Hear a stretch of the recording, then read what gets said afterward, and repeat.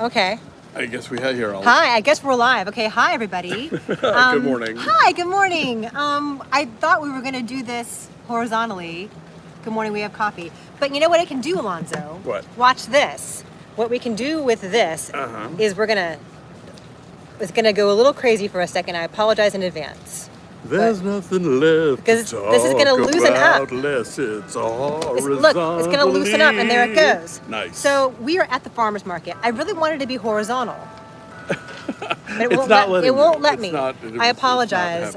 So we're, in case you did not know, we were at the farmer's market.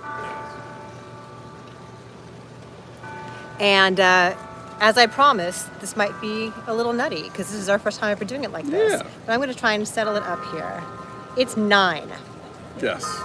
Hence, good morning, Lynn. Good morning, Mike. Lynn and Mike. I think I saw Teddy in there talking about Michigan football. How are you guys? What's going on? So you want to hold it because you have longer arms? Yeah. Is that going to be like a tiring arm workout for you? Because if I hold it here, that's okay, right? Yeah, sure. Anyway, hi. Is it going to be tiring for you? No, it's fine because I have my knees to sit on. Okay. Hi, Matthew Burge. So nice to see you. I know you've been busy. Good to see. It's okay. You've not been there. We know you love us. It's cool. Thank you. So we are at the farmer's market, and Dave is here somewhere too. He's out vegetable shopping. We're meeting up with our friend Raina for coffee in a little bit. She is visiting from Tucson. She is a longtime friend and viewer and critic.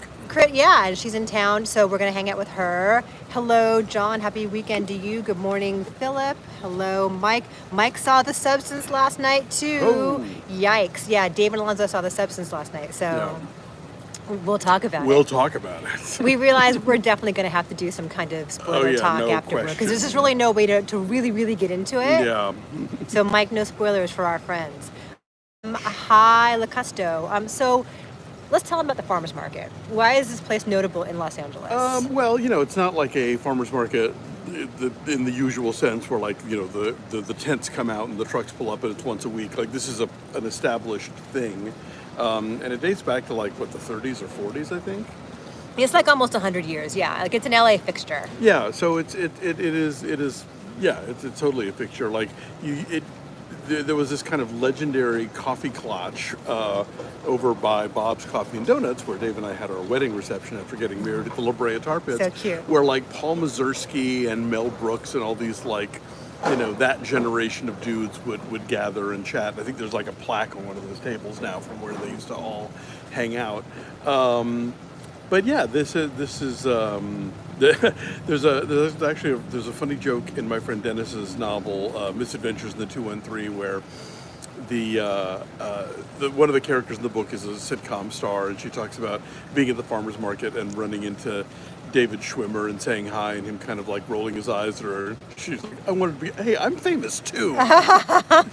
Yeah, it's a place that as LA changes, and as little 1920s Spanish-style bungalows get bulldozed for multi-unit, minimalist apartment complexes around here, this just feels like a safe, stable place, and it's in a town that's changing a lot. I had to come past Wilshire to get here, and all of Wilshire is shut down today because they're doing a subway construction. So as LA changes all around us, the farmers market is still here. Behind us, though, is the Grove. Yes, so the Grove is that away. So if you've seen us go to movies at the Grove, if you've seen us talk about the trolley to nowhere, that is all behind us. The fountain where they play Harry Connick Jr. and Michael Bublé. but thankfully, the existence of the Grove hasn't radically changed the farmer's market itself, which is nice. Mick Lebowski wants to know, are there any fresh breakfast options at the farmer's market? So many. Oh, yeah. Tell them about the donuts, Alonso. Well, like I said, Bob's Coffee and Donuts is legendary, our favorite place to go. But, you want banana bread, you want little French pastries, you want yogurt and fruit. This place has you covered. You want it old school diner food that exists here too. Dupar's over there. We'll set you up with some scrambled eggs and some French toast. You're in good shape. How do we sound? Because we are just talking into the mic and the phone. So let me know. I think I saw Dorothy in there somewhere. Hello, Valerie in San Diego. Heather Green says a mini episode of The Californian. For sure. This time of day on the 405. flying up the 405. Took no time at all. Whereas I just have to come down Fairfax. So, yeah. Ola from Madrid to you, KW. Oh, Hi. And Pia Docs is here, and Sway. Thank you for all the feedback. Hi, Lynn Hart, getting hungry. Thanks, Heather Green. Okay, so what else can we tell them about this morning and this time of the day in LA? It's pretty quiet, you know? Yeah. In fact, I think our original thought had been to do this sort of closer, to some of the food places. And Dave was like, "Do not," because if I came for a Saturday morning, like chill coffee, and I had to listen to two people talking to their online friends, I would strangle them. Go do it outside. Yeah, so we're outside. We're outside. And David Blake says, "Bonjour de Montreal." We love Montreal. We've been there many times. Love it, love it. Yeah. Both my husband and my son are out for long runs this morning. It's what you do on a Saturday. Nice. So they both are probably going to do like 12, 13 miles apiece today. I will run again eventually, but today is not that day. Are you thinking next LA Marathon you'll be back or no? No, because LA Marathon training actually begins today. Like the LA Roadrunners begin 6 months out. Gotcha. And I wasn't going to run LA this year anyway because I've done it the last couple of years. I was really happy with my time last time. But they had this fun thing called Party Pacers, where like you don't run the whole thing, you are there for the last 8 miles, and if you see people kind of flagging or like they need a little boost, you run alongside them and you chat with them and like try to distract them and get them. So I really wanted to do that, because I think I'd be good at that, and you get to wear like a hot pink or orange trucker hat, that kind of thing. People wear tutus, so I thought I was going to do that. I thought maybe that'd be really fun, but anyway. Gordon says, "Christy, thanks for the tribute to James Earl Jones," referring to us to Ken Macon's tribute. I posted a thing in my newsletter this morning, Saturday Matinee newsletter. You can read it at ChristyLemire.com. But Ken Macon at Andscape has a really nice tribute to him. And so I included that. Yeah, so James Earl Jones performances, what are some of your favorites? Oh, God. We talked about Mate One and Field of Dreams. The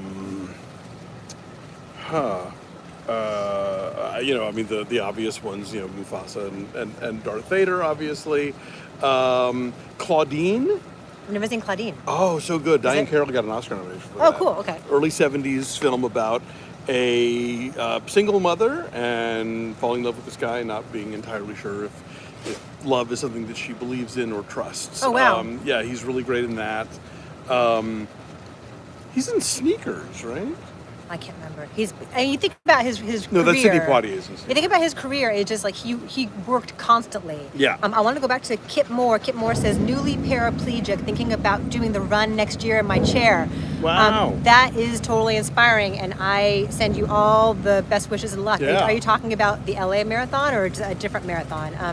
LA is a little hilly, those first 6 miles, but like, that is so inspiring, so I hope you do it. Train, baby, train. Yeah, it's very exciting. Heather says, "Have you commiserated with the Flophouse or co-host Dan McCoy over knee surgery from ski moguls?" No, I did not know. I didn't know he'd have that. I did not know that. Yeah, mine was not anything glamorous like a mogul. Mine was getting off of a lift. It was fluky and stupid after 30 years of skiing. But you were going to do a black diamond when you got off that lift, right? I was going to do a very pleasant, cruisy blue after lunch. Parsnip Burger Matthew says Claudine is great. Teddy says that Mark Hamill called him Dad in his Instagram that's tribute. Aw. Yeah, Tony agrees that Claudine is great. Oh, there's actually a film that came out in the 90s with him and Robert Duvall called A Family Thing. That's pretty good. Okay. With Ida P. Hall. That's worth a look. Mick Lebowski says, "Why so much concrete floors in the farmer's market? It needs more greenery." It's probably easier to clean. True, yeah. Right? And the weather here is, not always necessarily conducive to, landscaping. Although over there's some trees and like a... There's foliage behind us. Yeah. There are trees over by Dylan's Candy Bar. There are trees. Yes, Roma Steve, James Earl Jones was in Doctor Strangelove. Yes. That was his first film, was it not? Yeah, it was, I think something like Lieutenant Colonel Lothar Zog is the character. Yeah, very exciting. Teddy says that yes, James Earl Jones is in Sneakers in a short cameo. Oh, funny. Okay. Yes. Oh, thank you very much to Mike Webb for the nice contribution. Mike thank you. says, I went to my local art house cinema to see Sing Sing and his 3 daughters. They were both great and cried my heart out. What are your favorite double features you saw on the big screen? You know what's so funny is we were just talking about how David Alonso just saw The Substance and A Different Man back to back yesterday. It was a day. And those are, and we're going to do those on Tuesday. We're going to review both those on Tuesday. So that's like a perfect thematic. Yeah. Like I love when it shakes out that way. Like it's an accidental thematic thing.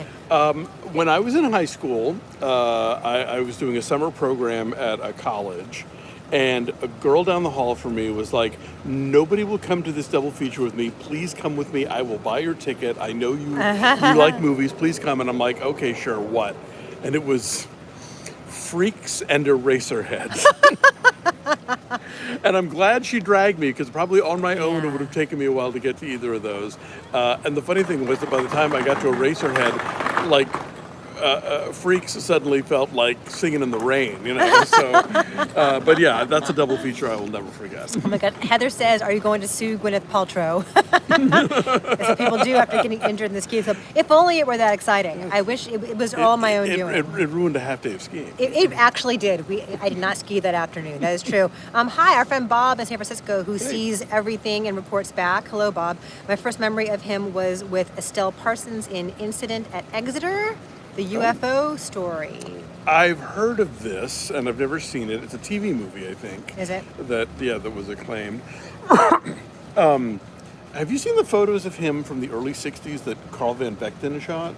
No. He's a dish. Yeah. When he was like lean. Yeah. I mean, like, he was never not hot, let's face it. But I mean, like, whew. Yes. So Brent says, I'm still drinking coffee, even though it's noon here. I was going to ask you guys, what's everyone drinking? I'm having an oat milk latte. Extra large iced coffee. Bob says, I did The Front Room and From Russia with Love yesterday. Oh my. What a pairing. Jordan asks if you guys could pick a movie to be remade. What would it be? That's really hard. Ooh. I was thinking, and this goes against my thing of only okay, no, actually I have one. This is a movie that I love, but I know doesn't entirely work, and I think that you could totally translate it to modern day ideas about fame. Like maybe now it would have to be about influencers or something. But Will Success Spoil Rock Hunter? Oh, okay. It's a Frank Tashlin, Jane Mansfield comedy from the 50s, which I love. But I think it has a few kind of bumpy moments thematically or narratively rather, and I think because what it has to say about fame and success would still translate to the modern day. Bradley says, I've been a fan of you two for a while. Thank you. But Thanks. I think this is the first time I've seen you physically together in your breakfast all day era. Well, we do our little out of the theater reactions, and we are physically occupying the same space for those. Pre-2020, we were doing this, in the same room. Even early 2020. The thing is, like, it's just, I love seeing you. I do, but it's so much easier time-wise now that we live an hour away from each other. The commute would be bananas. Right, because I moved far. It's beautiful, it's magical, but it's not close. So I don't want to ask him to drive. And actually, it would waste 2 hours of our lives. Yeah. In terms of like getting the content out, in terms of We're about with you. minimizing our carbon footprint. So That's a really good point. I'm just going to say that. Not that I'm lazy. Alejandro says, you guys are beautiful. Good morning. Oh, thank you. Aren't you sweet? This is me with no makeup on. Heather says, mentioning Dr. Strangelove, I remember Alonso kept hoping to see Barry Lyndon on a movie screen. I did finally. Oh, good. Tell me about that. I went and saw it this is years ago now at the Arrow. They screened it. The American Cinematheque will bring back movies like that with some regularity. Like you can pretty much set your watch by about like 3 or 4 Lawrence of Arabia a year from them. Yeah. But yeah, they did Barry Lyndon. And I was like, finally my chance. And I went and saw it, and yeah, it was extraordinary. Like there have been a handful of movies that I've waited to see on the big screen. It's always been worth it. Like Kurosawa's Ron. Ooh. I missed in its original run, and so finally they did like a reissue, and I got to see that. I'm still holding out to see Danny Boyle's Sunshine. Ooh. Cool. I want to see that projected. Yes, I remember seeing Lawrence of Arabia on the big screen. It's okay, I can do it. Okay, Because then you have like your tricep is like having to work. Like I can just rest it right here on the good knee. Yeah, seeing Lawrence of Arabia on the big screen is definitely like a must do if that's something that's playing near you anywhere. If you ever get to see Jacques Tati's Playtime in 70 millimeter, drop everything and go see that. That's That's something I would like to do very much. Dorothy says, I'm jealous, want to see these movies, but I don't have any art house theaters nearby. That is too bad. Yeah, I feel that's one of the things I feel very lucky about living here. Yeah, no, for sure. And when people come from out of town, like our friend we're going to see for coffee in a little bit, like people will ask, like, where should I go? We always say, like, go to the New Beverly, go to the Egyptian, you know, go to all the art houses that are here. You know, there used to be the Cinerama Dome.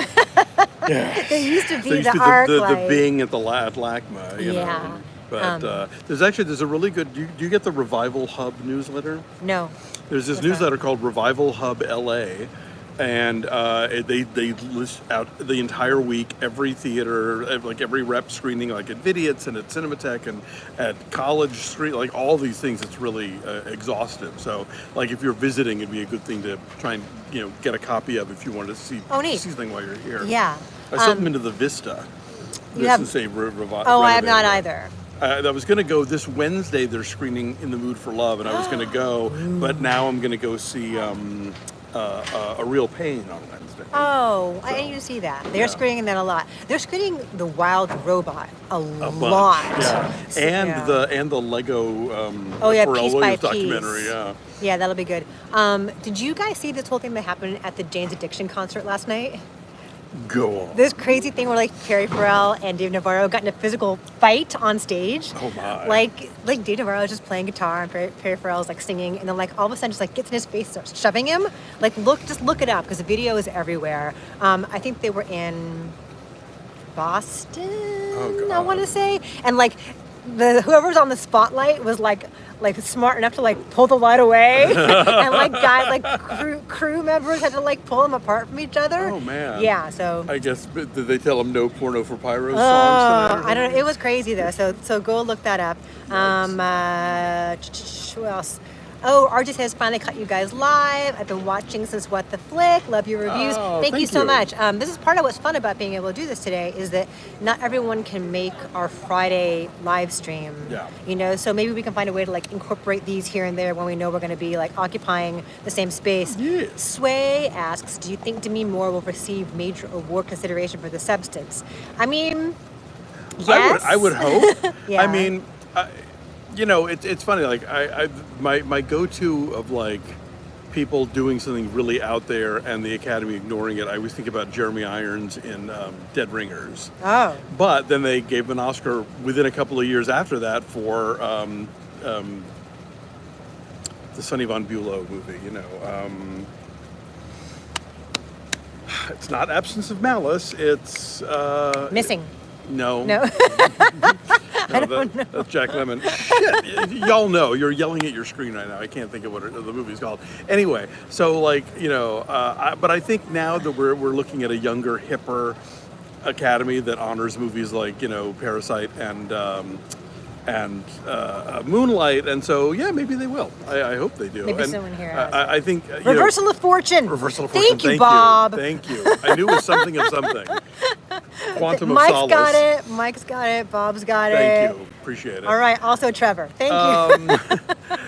But yeah, so like I'll tell you I think the two best female performances I've seen this year are Demi Moore and Nicole Kidman, and they're both for films where they're really pushing it, and I think in a way that will shock audiences, but will also fascinate them. So I would have thought that Poor Things was too weird for the Academy, and the Emma Stone's performance was too weird for the Academy. Good point. So maybe that like bust open the door for Emma Stone walks so Demi Moore could run. Maybe that's what it is.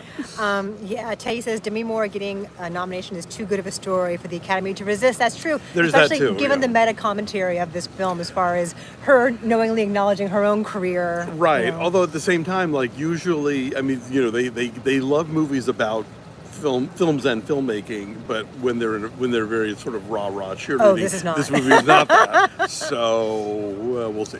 Yeah. Oh, for sure. Micah says, have you ever walked out of a screening or seen another critic walk out? Oh, sure. I've seen critics walk out. Yeah. Which I always think is baffling. I have walked out of stuff. I've turned off. We reviewed that terrible Jimi Hendrix biopic. Remember with Andre 3000? Oh no, but a friend of mine produced that. Oh well, sorry. I turned it off midway through. I've walked out of like festival screenings where I was like, I'm not. This is not I walked out of the first Saw because I wasn't reviewing it. And I'm like, I'm done. If I'm reviewing something, I will pretty much force myself to sit through it, or like in the case with What the Flick, I'll be like, I left, I can't give it a number. Yeah. Eric says, is the new Joker movie a musical? Yes. Apparently, we haven't seen it yet, but that would seem to be the indication. Even Lady Gaga is like, oh no, they just express themselves through song. So whatever. Ergo, it's a musical. No. Kip wants to know, will Alonso do a screening in New York City anytime soon? I'd love to. I was kind of hoping that maybe like New Fest might bring me in, but that did not happen. But by the way, New Fest posted their schedule. If you're in New York, go to newfest.org and check that out. They've got a lot of really amazing stuff coming up. But yeah, the thing is, like, it's not like my publishing company is like sending me places. Pretty much everything I've done for this book, as far as like actual travel and events, has been sort of self-generated. Okay. So yeah, if somebody could work out a New York City thing, I'd love to go, but it just hasn't played out in a practical sense. I will be in Dallas on the 26th doing a screening there with USA Film Festival, which I'm very excited about, and knock wood, I may be doing one more LA event before the year's out. And we have something that we will be able to tell you about. Oh yeah, that's true. What can we say about that? We're working with the Frida. Okay, yeah. We're in talks. We're working with the Frida, and they haven't put out their October schedule yet. Yeah, but we're doing something with them in October. Yeah, so watch this space. We will definitely have details because if you're in LA or anywhere in Southern California, we would love for you to come. So I think people have asked for a while, like, are you guys going to do anything in person? We've never done a live show per se. I mean, we did. Okay, one time at Outfest, we did we did a live commentary about Handmaid's Tale. But as far as like an actual sort of episode, this will be our first. Yeah, so we'll have more details for that for you soon. But for sure, we will be telling you about that. Jacob says, I'm guessing The Substance is a good way for Dennis Quaid to make up for starring in Reagan. we haven't seen Reagan yet. No. Are you curious about Reagan? I mean, somewhat morbidly, but it's interesting because this is Dennis Quaid giving a performance that implies an amount of awareness that I don't know that he's had lately. Like, I feel like he's gotten so deep into the faith-based hole, which fine if that's where you are in your life, great. But I don't know. I was kind of amazed that he would agree to do a movie that's this out there and to play a character that's that out there. Well, he's Trumpy now, isn't he? I mean, Dennis Quaid's been for a while, but he is now as well, right? Randy Quaid has been. Yeah. Yeah, I believe so. Yes. I mean, like he's putting out he's leaning into the Christian media stuff. Like he put an album out of Oh, I didn't know that. Of faithy songs. Yeah. Which again, be Christian, great, but it doesn't necessarily mean that you have to necessarily sign up for all the other stuff that so many of the people in that world do. Yikes. Roma Steve says, I walked out of Austin Powers Gold member, no regrets. Is that the one with Beyonce where she's Foxy Cleopatra? It is. Oh. Heather says Matt actually walked out of Tammy or Melissa McCarthy after the air conditioner broke down. Oh, I don't remember that. Oh, that's that interesting. Kind of rings a bell. That's an interesting tidbit. Teddy says, any traction on turning Alonso's book into a documentary? Let's do that. I wouldn't say no. But weirdly enough, I don't even have any control over that. Like TCM actually holds those rights. So, but yeah, I would be down. I think that'd be great. I love what Justin Simien did with Hollywood Black, which if y'all have not had a chance to watch, all 4 episodes have dropped. So if you want to get like a 7-day free trial to MGM Plus, take a look at them because it's working from Donald Vogle's book, which was also a TCM running press thing. I'm I'm honored to be, remotely in his shadow on that one.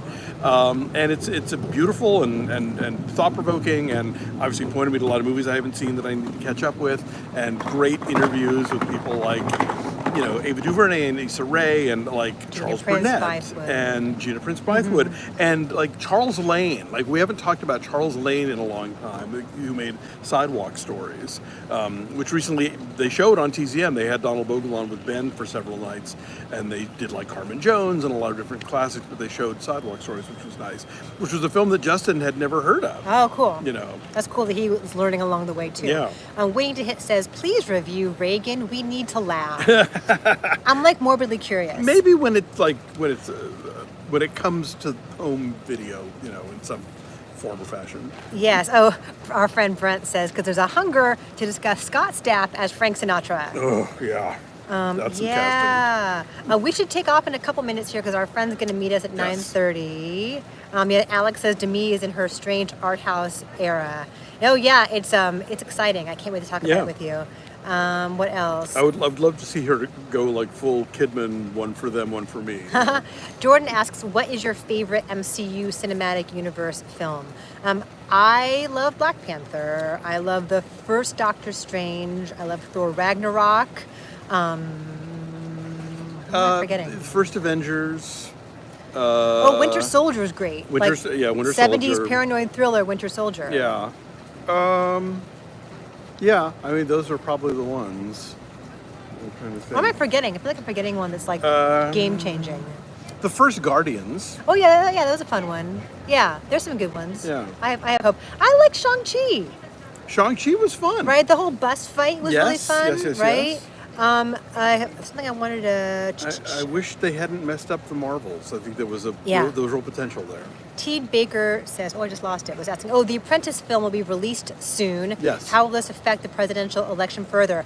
I don't think it will, because I haven't seen it yet, but from what I understand, he is who we thought he was, right? Yeah. I don't think it's going to affect it any more than like Fahrenheit 9/11 did. These movies get a lot of talk and attention, but I don't know that they change anybody's minds. Bookhouse says, I saw Sidewalk Stories at Ebert Fest. Nice. That's cool. Yeah, I went to Ebert Fest a few times. I went 2010, 11, and 12.